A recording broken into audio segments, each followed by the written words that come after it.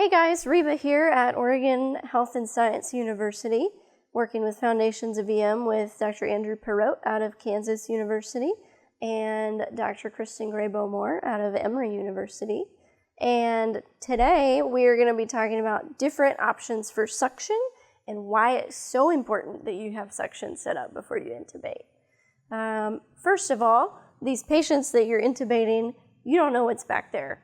There might be blood. There might be blood from placing your blade in their mouth.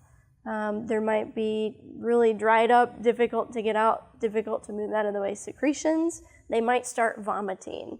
There might be blood coming up from their esophagus or their airway. All of that stuff is thick, and it's going to require some pretty aggressive suctioning to get out.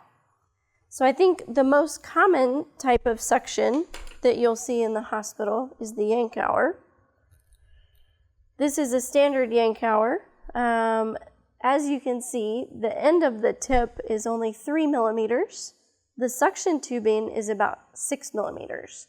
And so you only have half of the diameter at the tip from what you're getting in the suction tubing. So you lose quite a bit of power there.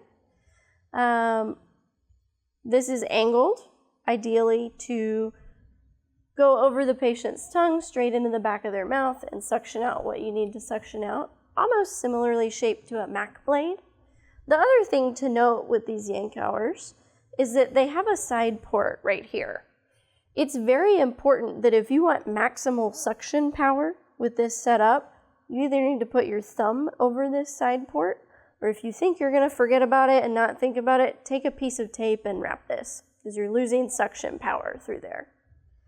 The other type of suction to talk about is every ER doctor's favorite, the Ducanto. I have no affiliation with Ducanto, by the way. I actually had to work really hard to find one of these today.